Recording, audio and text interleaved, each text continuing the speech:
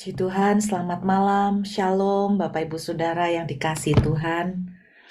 Saya percaya tidak kebetulan juga bahwa lagu-lagu yang malam ini kita dengar adalah sebuah lagu yang berbicara tentang penyerahan, lagu yang berbicara tentang percaya kepada Tuhan akan penyertaannya Dia di tengah segala lembah kekelaman, dan itu sebabnya membuat kita bisa belajar untuk berserah dengan rencana dan kehendak Tuhan. Beberapa waktu ini ketika saya menyiapkan khotbah untuk malam ini, ada sebuah hal yang ditaruh Tuhan di hati saya, karena beberapa waktu terakhir ini terus-menerus berbicara tentang lembah kekelaman, berbicara tentang proses, berbicara tentang menikmati penderitaan, menikmati proses yang Tuhan izinkan. Nah, malam ini saya mau berbagi kepada saudara semuanya tentang badai. Nah, mungkin gak enak ya, dari judulnya aja gak enak. Di Alkitab ada beberapa macam cerita tentang badai, saudara. Dan kalau kita melihat beberapa cerita badai di Alkitab, kita bisa menemukan ada pelajaran-pelajaran yang bisa kita petik dari kisah-kisah tentang badai. Hari ini kebetulan di Perth juga mengalami hujan yang cukup deras, dan ada banyak sekali berita yang ada di TikTok maupun ada di Instagram bahwa ternyata bisa banjir juga di mana-mana sampai masuk ke dalam parkiran mall juga. Jadi hari ini lumayan gede juga kena hujan dengan badai. Saudara, saya percaya ada sebuah lesson, sebuah pelajaran yang bisa kita tangkap dari cerita badai. Nah, pasti gambaran kita tentang badai pasti dong. Kita menggambarkan badai itu sesuatu yang nggak enak ya, sesuatu yang nggak bagus. Kita melihat dulu ya dalam Kisah Para Rasul pasal yang ke-27. Ada sebuah cerita badai yang terjadi di Kisah Rasul pasal yang ke-27. Nah, kita akan melihat dari ayat yang ke-8. Kisah Rasul pasal 27 ayat 8, sesudah kami dengan susah payah melewati tanjung itu. Saudara, pasti di dalam badai yang kita alamin adalah ada susah payah, ada kesulitan yang luar biasa. Ayat 9, sudah banyak waktu yang hilang. Nah, saya nggak tahu apakah di antara saudara hari ini sedang ada di dalam satu badai, di mana saudara mengalami banyak waktu yang serasa sudah hilang dan terbuang dengan sia-sia. Kemudian ayat 9 mengatakan juga, walaupun waktu puasa sudah lampau dan sudah berbahaya untuk melanjutkan perjalanan. Saudara, rupanya badai itu juga mendatangkan bahaya. Kemudian di ayat 10, saudara-saudaraku lihat bahwa pelayaran kita akan mendatangkan kesukaran dan kerugian yang besar. Bukan saja bagi muatan dan kapal, tetapi juga bagi nyawa kita. Jadi saudara, badai itu mendatangkan banyak kehilangan. Baik itu kehilangan materi maupun mendatangkan bahaya buat nyawa, buat hal-hal yang lain. Jadi ada banyak kerusakan yang bisa terjadi dalam saat badai. Nah, mungkin ada di antara saudara malam ini ada yang sedang mengalami badai di dalam financial. Ada yang mengalami badai di dalam rumah tangga. Dan namanya badai, konsekuensi-konsekuensi yang terjadi seperti yang saya sebutkan, ada banyak kesukaran, ada banyak kesusahan, ada banyak perjuangan yang susah payah dikerjakan, ada banyak kehilangan, baik itu materi, mungkin termasuk emosional, bahkan termasuk juga kehilangan waktu, ada banyak kerugian-kerugian yang terjadi. Nah, kalau malam ini, saudara yang mendengarkan baik melalui Zoom maupun melalui YouTube. Saya ingin mengingatkan, saya percaya bahwa tidak ada yang kebetulan ketika Tuhan berbicara, menaruh ini sesuatu mengenai badai, mengenai lembah kekelaman di beberapa waktu terakhir ini. Nah, kita akan melihat hal yang luar biasa sebetulnya tentang badai, saudara. Nah, di Alkitab kita bisa menemukan bahwa badai bisa terjadi memang karena alam. Tetapi kalau kita melihat dari cerita di kitab Yunus, kita tahu bahwa dalam kitab Yunus, badai terjadi bukan karena alam, bukan karena hukum alam, tapi karena kesalahan yang dilakukan oleh Yunus.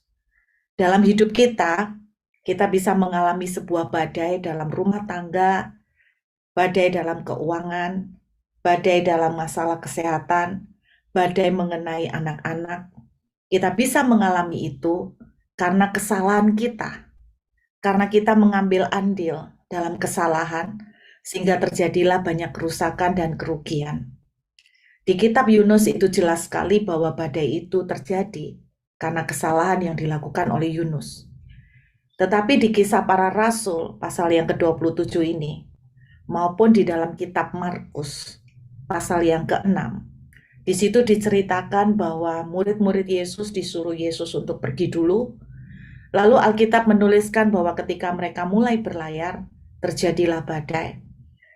Dan di dalam Kisah Para Rasul pasal 27, kita juga melihat background dari cerita ini bahwa Paulus itu dalam perjalanan untuk melanjutkan persidangan karena dia sebagai tawanan dan sebagai warga negara Romawi, dia nggak bisa langsung dijatuhi hukuman, dia harus masuk ke pengadilan ke Italia. Nah, disitulah dia melakukan perjalanan, dia dibawa dengan kapal melakukan pelayaran. Lalu di tengah perjalanan terjadilah badai. Jelas sekali badai di sini bukan terjadi karena kesalahan Paulus. Bahkan saya melihat baik di kitab Markus ketika murid-murid Yesus mendapatkan perintah suruh jalan duluan lalu badai terjadi. Di sini sangat jelas kita bisa menangkap bahwa badai justru terjadi sekalipun mereka di tengah-tengah memenuhi panggilan Tuhan. Nah, banyak orang berpikir bahwa menjadi orang Kristen, lalu kita itu storm-proof, nggak bisa terkena badai.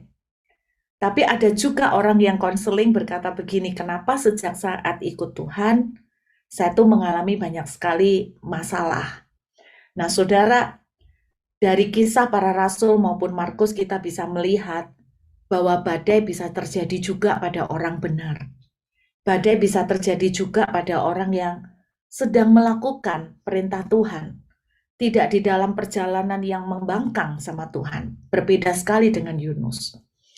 Jadi di sini kita bisa melihat bahwa badai bisa terjadi kapan saja dan bisa terjadi kepada siapapun.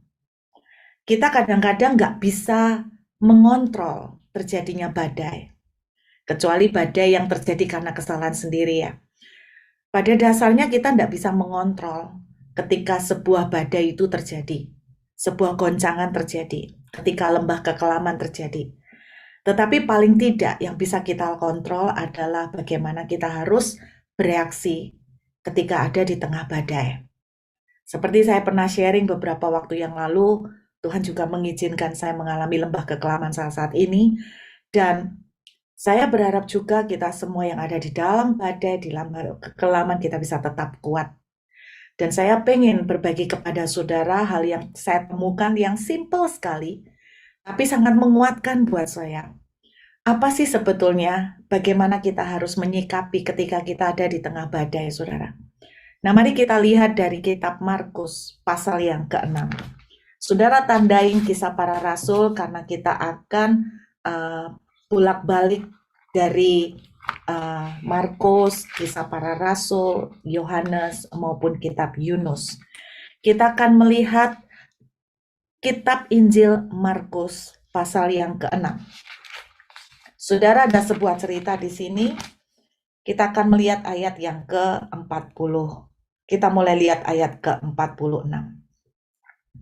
Setelah Yesus berpisah dari mereka, ia pergi ke bukit untuk berdoa. Ketika hari sudah malam, perahu itu sudah di tengah danau, sedang Yesus tinggal sendirian di darat. Jelas sekali dia menyuruh murid-muridnya jalan dulu.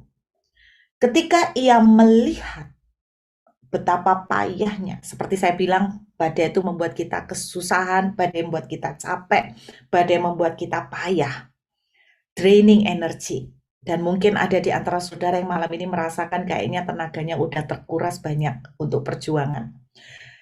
Satu hal yang saya mau ingatkan malam ini, Alkitab menuliskan, Tuhan melihat ketika kita ada di tengah badai.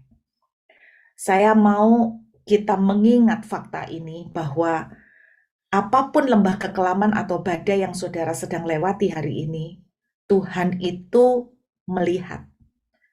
Dalam bahasa aslinya dituliskan dengan kata eido. Eido itu punya pengertian bukan melihat seperti orang nonton TV. Bukan melihat seperti orang pas lewat terus lihat ada orang jual buah. Bukan melihat seperti itu. Tapi kata eido punya pengertian dalam bahasa Inggris itu watch for. Watch for itu mengawasi, saudara. Ngeliatin, ngawasin, pay attention, naruh perhatian. Untuk apa? Untuk kalau sewaktu-waktu, jadi bersiap-siap untuk sewaktu-waktu kalau diperlukan untuk segera terjun turun tangan. Jadi kata eido yang dipakai di sini itu luar biasa. Tuhan seakan-akan pengen mengatakan kepada saudara dan saya bahwa ketika saudara dan saya mengalami badai, Tuhan itu bukan cuman melihat dan tahu, tapi dia itu pada posisi selalu siaga untuk sewaktu-waktu. Dia akan melibatkan diri untuk turun tangan, untuk melakukan sesuatu, untuk campur tangan di dalam perjalanan saudara dan saya. Itu artinya bahwa betul saudara dan saya nggak ditinggalkan. Bahwa betul kita melewati badai yang susah. Tapi kita tidak akan sampai dibiarkan habis dan tergeletak. Kenapa? Karena Tuhan itu eido. Jadi betul-betul mengawasi dengan siaga setiap saat, sewaktu-waktu. Dia siap untuk langsung mengulurkan tangan. Bahkan bila perlu, dia turun dari tahta untuk tolong dan terlibat di dalam badai yang saudara dan saya alami. Ini satu hal yang harus mudah-mudahan akan membuat saudara dan saya yang sekarang lagi struggle, apapun dalam kondisi yang tidak enak, supaya saudara tetap kuat. Percayalah bahwa Tuhan itu eido kepada kita, melihat kepada saudara dan saya. Amin. Nah, kita bisa melihat bahkan di dalam kisah para rasul pun, dari sejak awal, Anda lihat, ketika terjadi badai, Tuhan itu menunjukkan bahwa dia ngomong sama Rasul Paulus. Dia ngomong supaya mereka tidak usah takut. Karena apa? Badai itu tidak akan sampai membinasakan mereka. Tetapi badai itu hanya akan menghancurkan kapal mereka. Itu Tuhan bicara kepada Rasul Paulus. Berarti kan Tuhan itu mengawasi, saudara. Berarti Tuhan itu terus pay attention, memperhatikan kepada badai yang terjadi kepada perahu dan orang-orang yang ada di atas perahu bersama dengan Rasul Paulus. Percayalah bahwa struggle yang saudara mungkin hadapi hari ini, Tuhan itu bukan cuek dan diam. Lalu saudara merasa Tuhan tidak melakukan apa-apa. Percayalah, dia siaga sewaktu-waktu untuk turun tangan. Bahkan untuk menjagai langsung, untuk memproteksi saudara dan saya langsung, sehingga saya percaya, sekalipun kita harus dengan air mata, tapi kita tidak akan sampai tergeletak. Karena tangan Tuhan kita akan selalu bersama dengan saudara dan saya. Nah, hal yang kedua yang saya terima mengenai tentang badai adalah saya belajar begini. Sungguh Bapak Ibu, Roma pasal 8 ayat 28. Itu betul-betul ayat yang Saya pikir di semua ayat, saya lagi menemukan banyak sekali hal-hal yang luar biasa di Alkitab yang semakin menunjukkan bahwa Tuhan kita itu ada di setiap situasi. Tuhan kita itu ada dan terlibat dalam setiap keadaan. Roma 8 ayat 28 menuliskan bahwa Allah turut bekerja dalam semuanya untuk mendatangkan kebaikan.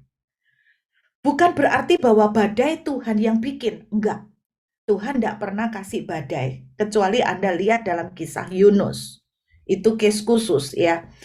Tetapi Tuhan tidak pernah, dia itu dengan inisiatif nganggur-nganggur untuk ngetes saudara dan saya mendatangkan badai. Tetapi ketika badai itu terjadi, Tuhan akan campur tangan, sehingga dari sesuatu yang sulit, sesuatu yang rusak sekalipun, Tuhan bisa mendatangkan sesuatu yang baik. Saya menemukan banyak sekali bukti-bukti di sini. Saudara, salah satu contohnya, saya pernah membedah tentang kitab Esther. Salah satu kitab, ada dua kitab yang sebetulnya tidak pernah menyebut nama Tuhan, yaitu Kidung Agung dan kitab Esther. Saudara cari dari pasal 1 sampai akhir, tidak ada sama sekali tulisan atau kata Tuhan. Tidak ada. Tetapi amazing, ternyata saya menemukan bahwa ada sekitar 5 ayat di kitab Esther yang ternyata di dalamnya ada mengandung kata-kata Yahweh. Tetapi di dalam bahasa Indonesia maupun bahasa Inggris kita tidak bisa menemukan. Tetapi ketika kita sampai pada belajar tentang bahasa Ibrani, maka kita akan menemukan bahwa ternyata di 5 ayat ini ada kata Yahweh yang tersembunyi secara akrostik. Saudara, kalau tahu akrostik itu adalah kayak misalnya kata ABRI, ABRI, itu kan singkatan yang bisa dibaca, ya kan? ABRI, singkatan yang bisa dibaca. Puskesmas, singkatan yang bisa dibaca.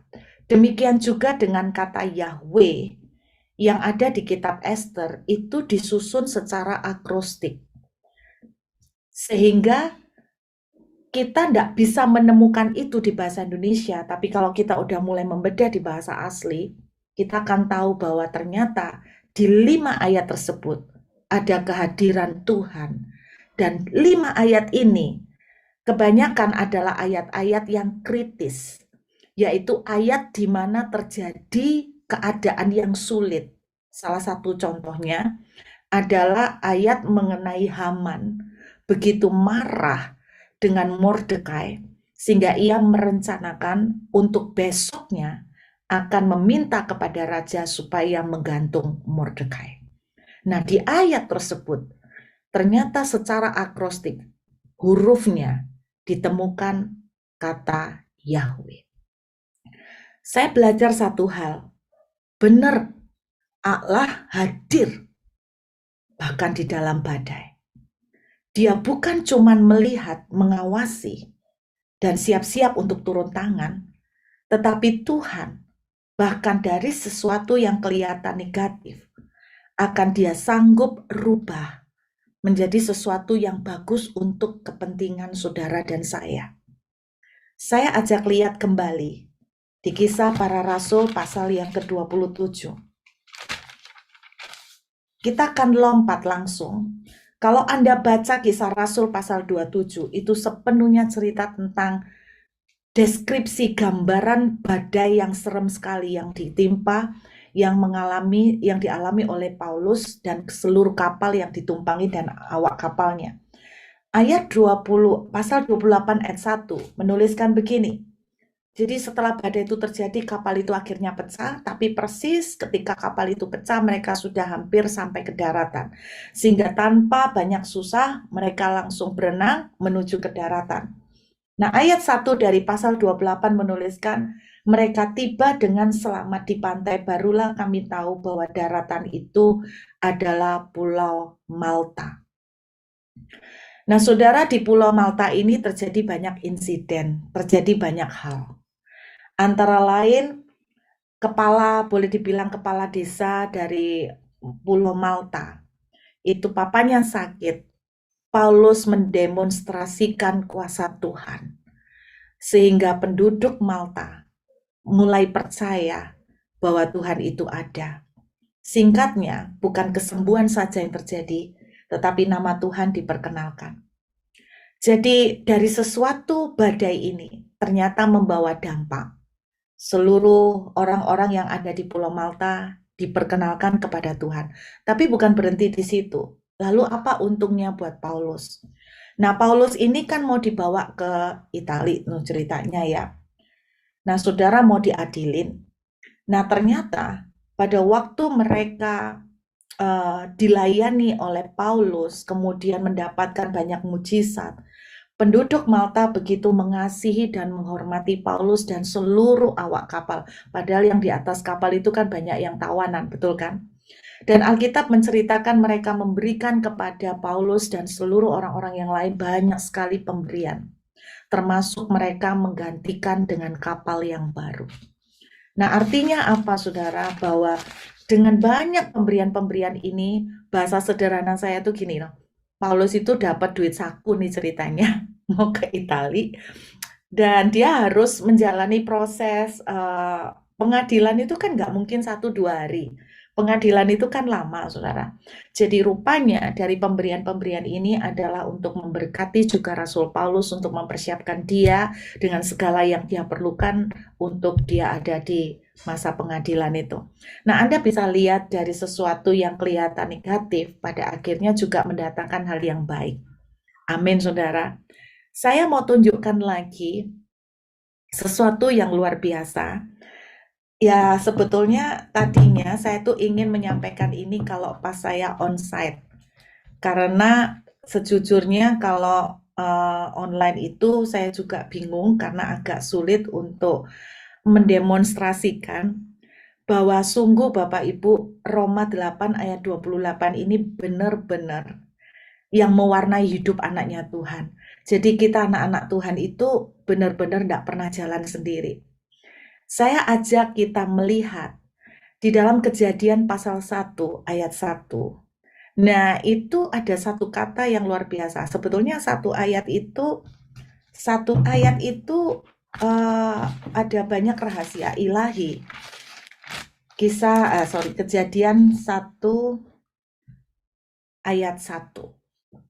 Pada mulanya Allah menciptakan langit dan bumi. Kitab Kejadian kita tahu ini adalah awal dari semuanya. Pada awal dari semuanya. Di dalam bahasa Inggris dituliskan in the beginning. Setuju ya? Dalam bahasa Inggris dituliskan in the beginning. Satu kata ini aja loh dulu, satu kata. In the beginning, pada mulanya. Nah, saya minta tolong tim POW untuk bantu tayangkan sebentar. Nah, saudara mohon maaf dengan segala keterbatasan ya. Silakan ditayangkan sebentar tulisan yang tadi saya kirim. Di dalam bahasa Hebrew-nya, bahasa Ibrani-nya, nah itu boleh digedein. Itu ditulis dengan kata Bereshit. Jadi bahasa Ibrani-nya adalah Bereshit. Saudara ingat ya, kita perjanjian lama semuanya bahasa Ibrani. Itu huruf Ibrani itu dibaca dari belakang ke depan. Huruf Arab juga begitu ya. Nah, huruf ini 1, 2, 3, 4, 5, 6. Kalau Anda lihat ada 6 karakter. Oke ya, ada 6 karakter dari belakang. Kita lihat 6 karakter dari belakang. Jadi ini ada 6. 1, 2, 3, 4, 5, 6. Bereshit. Karakter yang pertama yang ada di belakang sendiri itu adalah, kalau secara terpisah ini disebut dengan bait. Bait ya, kalau bacanya itu bait. Karakter kedua itu resh. Nah, sebetulnya sekarang saya lagi sekolah bahasa Ibrani nih gaya ya. Mau unjuk gigi dulu dikit. Jadi yang pertama bait, karakter yang kedua adalah resh. Karakter yang ketiga itu dibacanya aleph. Karakter yang ketiga dibaca aleph. Kemudian karakter yang keempat dibaca shin. Kemudian karakter yang kelima itu seperti koma atas, itu adalah yod. Dan karakter yang terakhir, yang paling depan, itu taf. Oke ya. Jadi beit, resh, aleph, shin, yod, dan taf. Nah, saya mau gabungkan, ternyata dari per huruf ini amazing. Ini loh rahasia ilahi. Kata beit itu punya arti sebetulnya kepala. Kata beit artinya salah satunya adalah kepala. Jadi karakter yang paling belakang ya. Beit itu kepala. Kemudian karakter kedua yaitu resh. Itu artinya chief. Chief itu pimpinan.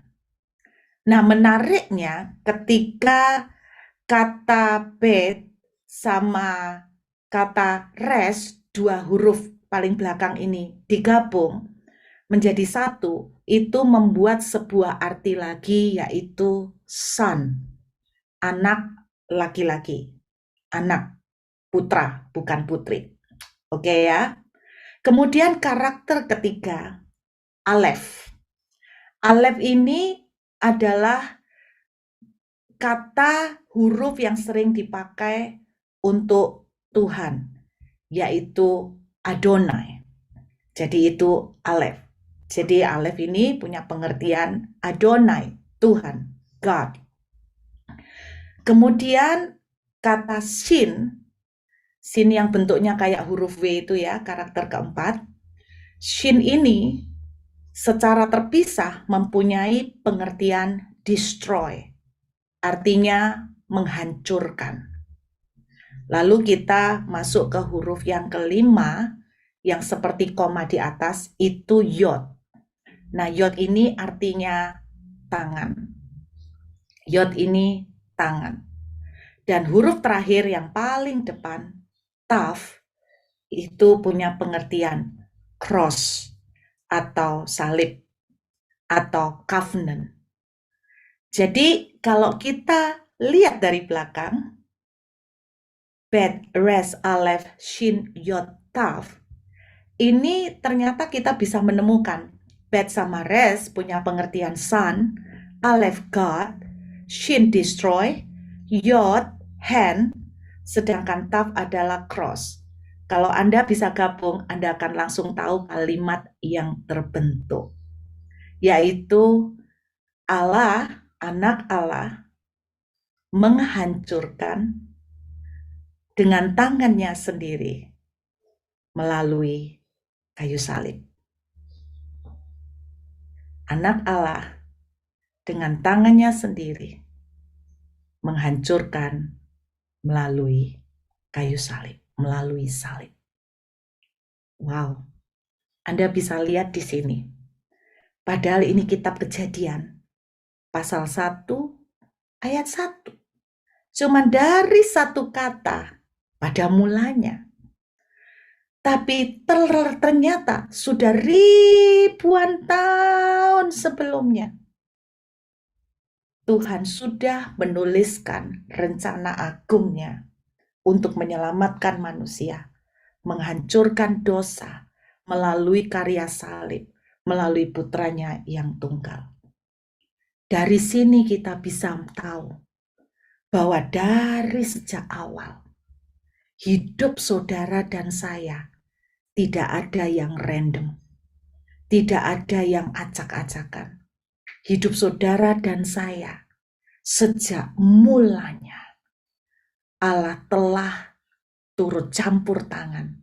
Itu sebabnya Yeremia menuliskan, sebab aku ini tahu rancangan apa yang ada padaku mengenai kamu, yaitu rancangan damai sejahtera dan bukan kecelakaan, untuk mendatangkan kepadamu hari depan yang penuh harapan.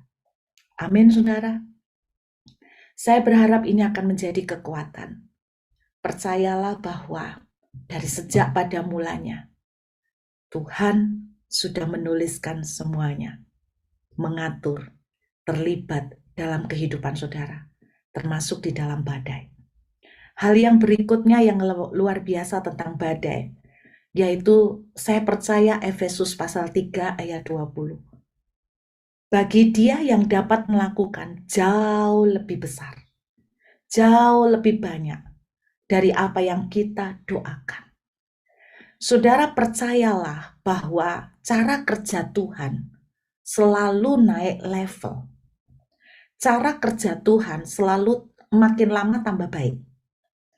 Ketika kita mengalami badai, sekalipun itu terjadi karena kesalahan kita, percayalah bahwa ketika tangan Tuhan sudah turun bekerja, Efesus pasal 3 ayat 20 akan terjadi bukan cuman pemulihan.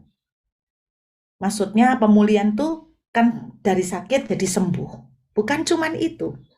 Tetapi yang Tuhan lakukan selalu jauh lebih dari itu. Efesus 3 ayat 20 jauh lebih dari itu. Jadi intinya kalau tadinya sakit, dikasih Tuhan sembuh, plus. Bukan cuma sembuh, tapi sehatnya luar biasa, imunnya tinggi, dan sebagainya, kekebalannya luar biasa, kuat banget. Itu loh cara kerja Tuhan. Anda perhatikan, dari kisah badai yang terjadi di 3 cerita ini, saudara. Pada waktu akhir dari kisah Rasul 27-28, kita bisa melihat bahwa apa yang Tuhan kasih, itu jauh lebih banyak dari apa yang mereka miliki sebelumnya. Kapal pun diganti Tuhan yang grace baru. Terus kemudian materi juga dikasih Tuhan. Bukan cuma baru tapi berlimpah-limpah luar biasa. Ada peningkatan kualitas dan ada peningkatan kuantitas. Kalau hari ini Tuhan izinkan, saudara mengalami badai, kuatkan hatimu karena nanti cara kerja Tuhan itu akan bawa kita pasti selalu mengalami peningkatan keadaan. Dan meningkatnya itu bukan sedikit-sedikit, meningkatnya itu seringkali melompat jauh sekali. Kalau saudara baca kisah badai pada waktu Markus 6, Anda akan temukan di versi Yohanes. Di dalam versi Yohanes, Anda akan temukan bahwa ketika Yesus naik ke atas perahu, Alkitab menuliskan, maka saat itu juga, seketika itu juga, perahu itu sampai di keseberang. Padahal saya pernah membahas tentang kisah waktu murid-murid naik perahu terus kemudian mengalami badai. Itu perjalanan menyeberang Galilea itu seharusnya cukup ditempuh 1 jam, nyampe. Tetapi pada faktanya kalau Anda hitung, dari jam berapa mereka berlayar sampai mereka sampai itu 6 jam loh. 6 jam lebih. Berarti kan ada buang waktu sekian lama. Harusnya cuma 1 jam, tapi jadi 6 jam. Nah terus terang Bapak Ibu, badai itu membuat banyak waktu kita itu terbuang. Banyak dari kita tuh molor. Banyak dari kita tuh yang mengalami penundaan.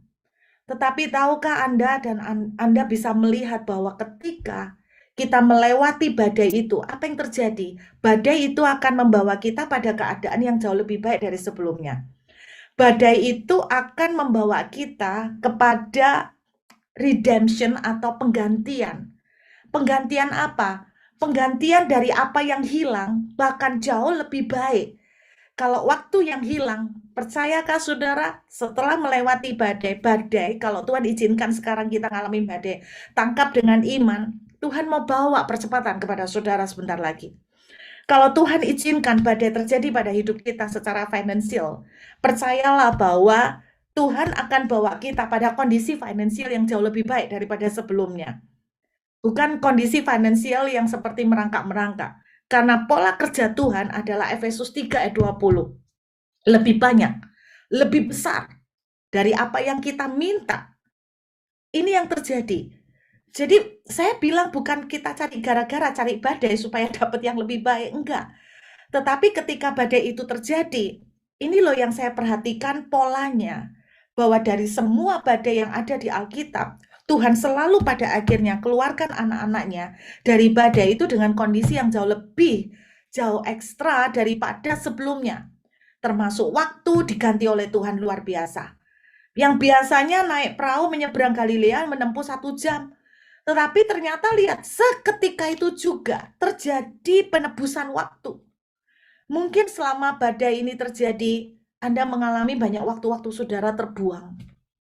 Anda mengalami banyak merasa kayak useless ya, waktu yang saya pakai itu kayaknya useless, sia-sia, nggak melihat hasil, banyak waktu terbuang.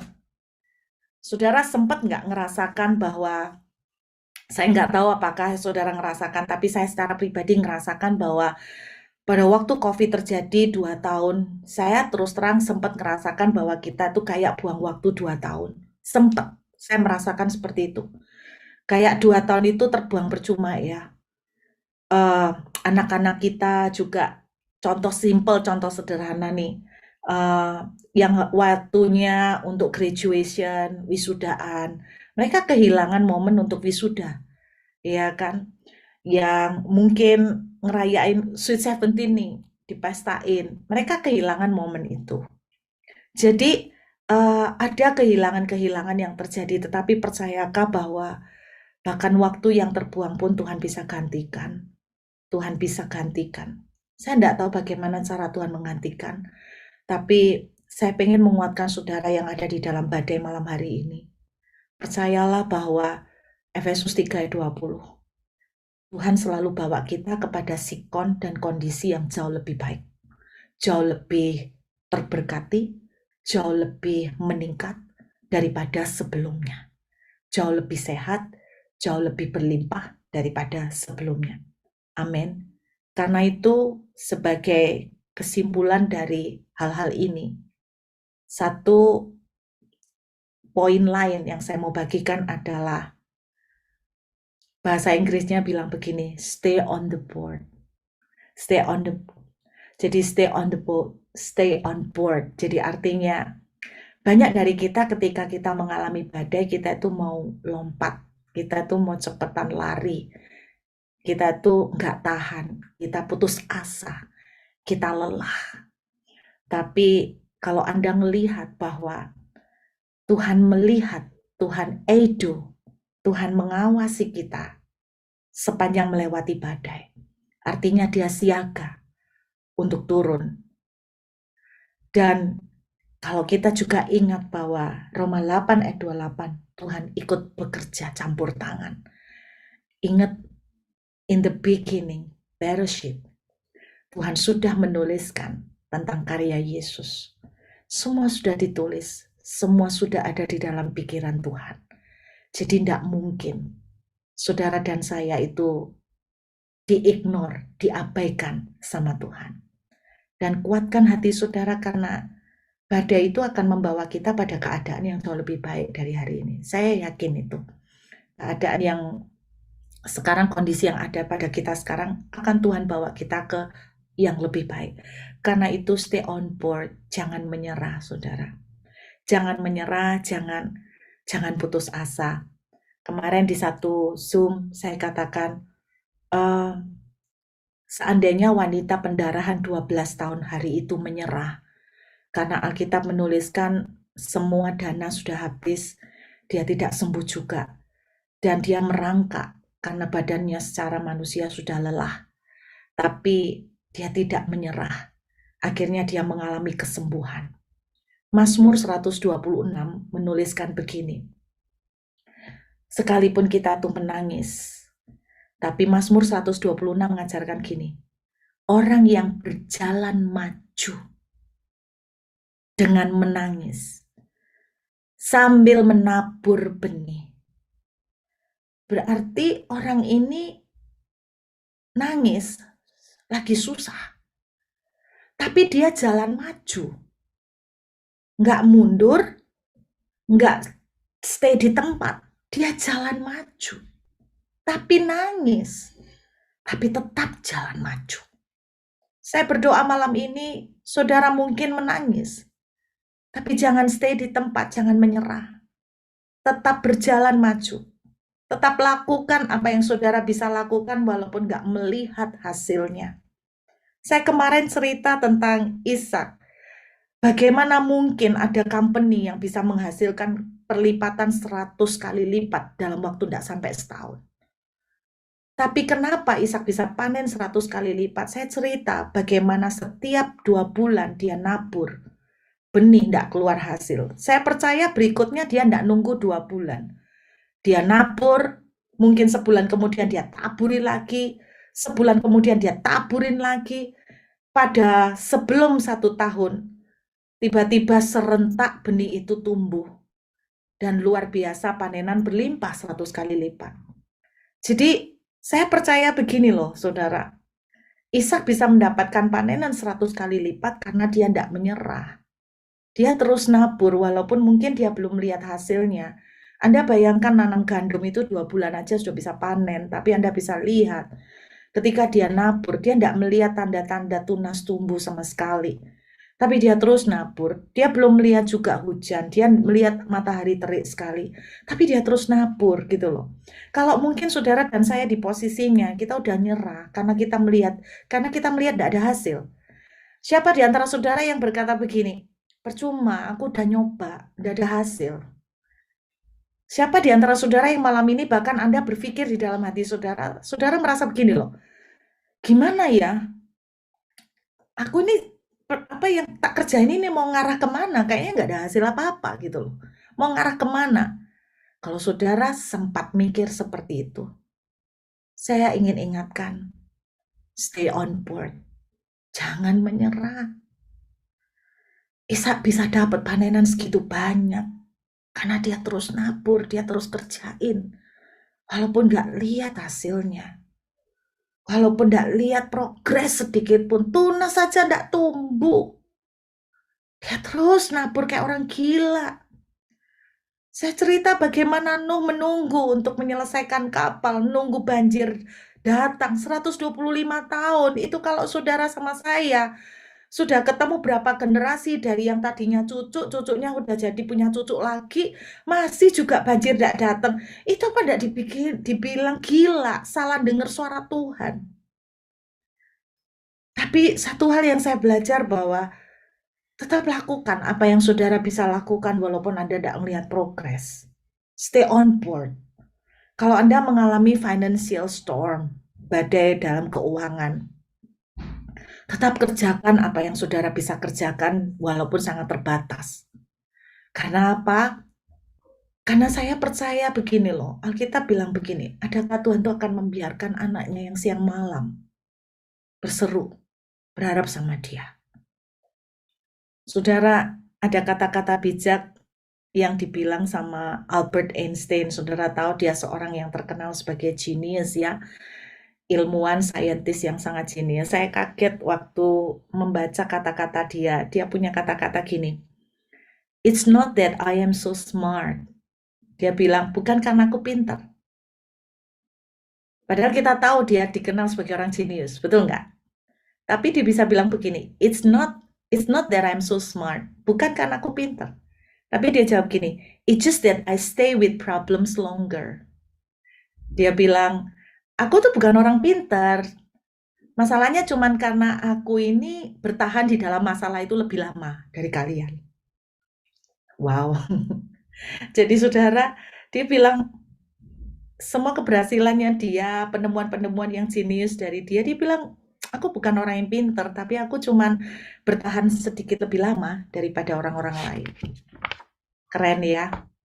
Saya berharap Anda jangan pernah menyerah. Ada satu lagi kata-kata bijak yang luar biasa. Saudara, tulisannya bilang begini, it doesn't matter how slowly you go. Nggak masalah kalau jalanmu lambat. As long as you don't stop. Selama kamu nggak berhenti. Amin. Kak Paulus, jangan berhenti. Jangan nyerah. Amin. Saya tahu ini firman juga untuk Anda. Jangan berhenti. Mungkin kelihatan slow, very slow, kayak kura-kura. Seperti Ishak nggak ngelihat hasil. Tapi saya mau ajak Anda mengingat bahwa Tuhan itu able, watch for you.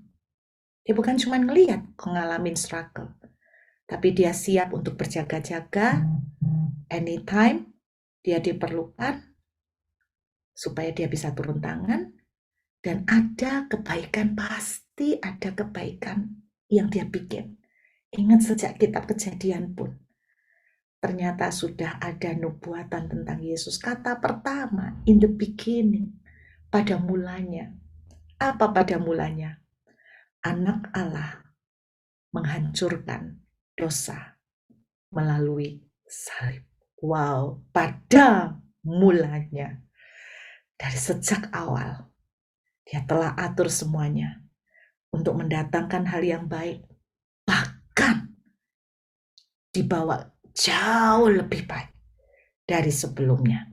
Karena itu, jangan pernah menyerah. Tetap kuat di tengah badai. Ingat Bapak Ibu, bear it in the beginning.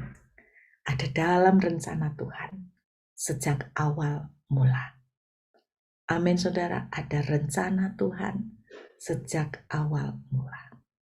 Percayalah bahwa kalau Tuhan izinkan ada kegagalan, kalau Tuhan izinkan ada pintu-pintu yang belum terbuka, itu seperti badai buat kita. Badai soal pekerjaan. Saudara, kuatkan dan teguhkan hatimu. Tuhan ngeliat kok. Dan Tuhan siap-siap untuk tolong. Dan Tuhan akan ikut campur buat kebaikan untuk membawa yang jauh lebih baik dari sebelumnya. Karena itu, stay on board. Jangan menyerah. Amin, saudara. Yuk, kita sama-sama berdoa malam hari ini. Tuhan, hamba percaya kalau Tuhan taruh firman ini malam ini. Hamba percaya ada banyak dari anak-anak-Mu yang malam ini sedang struggle, sedang harus mengalami perjuangan. Dan mungkin tenaga kami sudah lelah sekali. Mungkin kami berkata, Tuhan, sampai kapan lagi aku harus nunggu? Saya membayangkan bagaimana Nuh bisa sewaktu-waktu tanya, Tuhan, masih lamakah aku harus nunggu banjir datang? Sampai kapan Tuhan aku harus nunggu banjir itu datang? Semua pada mengolok aku. Semua pada mencibir aku. Semua pada tidak percaya bahwa aku mendengar suaramu. Mungkin ada orang-orang yang berpikir demikian. Tapi malam hari ini, percayalah saudara, saudara hidupnya ada di tangan Tuhan. Lakukan yang terbaik, yang saudara tetap bisa lakukan. Jangan menyerah. Tuhan katakan buat Cliff, stay on board. Kuatkan dan teguhkan hatimu. Kuatkan dan teguhkan hatimu. Seperti Tuhan melihat susah payah murid-muridnya mendayung karena angin sakal. Tuhan melihat betapa engkau lelah. Dengan susah payah engkau mendayung karena angin sakal. Tuhan juga melihat betapa ada orang-orang yang seperti menyodorkan pedang kepadamu. Melakukan hal yang tidak adil kepadamu. Melakukan hal yang jahat kepadamu. Namun Tuhan katakan, percayalah bahwa Tuhanlah menjadi pembelamu. Tidak ada satupun senjata yang ditempa untuk melawan engkau akan berhasil. Jikalau engkau tetap menguatkan hatimu untuk menaruh percayamu kepada Tuhan.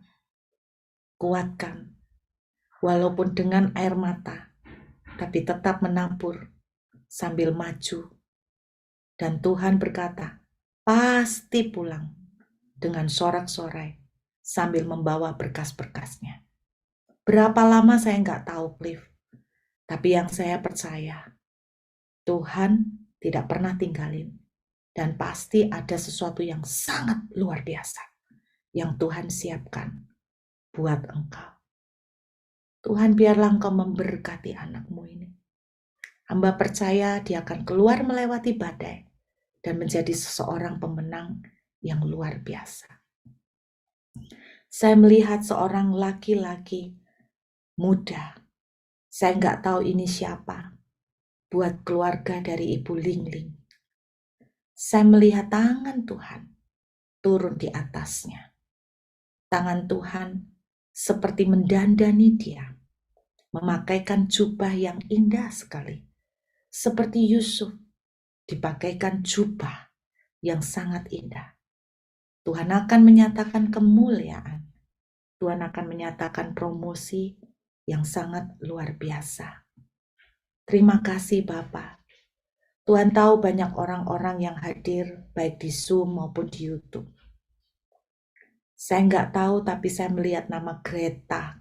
Saya nggak ngerti ini siapa. Apakah saudara ada anggota keluarga yang namanya Greta? Saya melihat ada air mata mengalir. Saya melihat engkau merasa sendiri dan saya melihat wanita ini seperti duduk bersimpu, seperti terpuruk, seperti sangat susah hati dan berbeban berat. Saya melihat dua malaikat seperti menggandeng, kemudian mengangkat dia di sebelah kanan dan di sebelah kirinya. Saya percaya satu hal, Tuhan katakan begini, aku yang telah memanggil dan memilih engkau. Aku tidak pernah meninggalkan engkau. Apa yang kau lakukan, apa yang kau alamin, mungkin kau merasa bahwa orang tidak ada yang bisa mengerti engkau. Engkau merasa bahwa orang sepertinya dalam tanda kutip menuding, menyalahkan, mengkritik, memandang kau dengan sebelah mata. Namun yang Tuhan katakan bahwa Tuhan menggandeng engkau, Tuhan menguatkan engkau, dan Tuhan yang akan menopang, bahkan Tuhan yang akan membela engkau. Terima kasih Bapa, terima kasih buat malam hari ini. Kami bersyukur Tuhan, hamba percaya apa yang menjadi doa dan kerinduan anak-anak-Mu. Terima kasih Tuhan, biarlah apa yang menjadi doa mereka. Efesus 3 ayat 20 juga termasuk itu Ibu Jane. Tuhan, Engkau Tuhan yang merancangkan kebaikan, bahkan Kau memberi lebih dari yang kami doakan. Biarlah kami belajar percaya bahwa di tangan Tuhan, seperti kata in the beginning, ada rencana Tuhan yang dahsyat, yang sudah Tuhan atur, lebih dari yang kami mampu pikirkan. Terima kasih Bapak buat malam hari ini, Engkau memberkati keluarga besar VOW. Hamba percaya Tuhan, apapun badai yang Tuhan sedang izinkan terjadi, kami sedang dibawa kepada keadaan yang lebih baik lagi. Ada kenaikan level yang luar biasa yang tidak main-main yang Tuhan siapkan buat ke depan. Ada visi-visi yang baru. Ada redemption. Apa yang hilang Tuhan gantikan bahkan lebih baik lagi. Terima kasih Bapak. Mari saudara sama-sama kita mengangkat tangan. Aku memintakan berkat kepadamu ya Tuhan buat semua hamba-hambamu. Semua anak-anakmu yang hadir baik di Zoom maupun di YouTube. Biarlah kekuatan Tuhan menyertai kami semua melewati perjalanan lembah kekelaman maupun badai. Kami tetap kuat karena kami percaya kami tidak ditinggalkan sendirian. Tangan kanan Tuhan yang perkasa menggendong dan menggandeng kami, sehingga kami melangkah dengan kuat dan kami melangkah menuju kemenangan. Biarlah favor Tuhan menyertai kami semua. Kemurahan Tuhan selalu menjadi penopang buat kami. Berkat dalam nama Bapa, Putra, dan Roh Kudus, di dalam nama Tuhan Yesus turun berlimpah atas kami semua malam ini dan sampai selama-lamanya. Di dalam nama Tuhan Yesus, yang percaya dan bersyukur sama-sama katakan, amin. Tuhan memberkati semuanya, sampai ketemu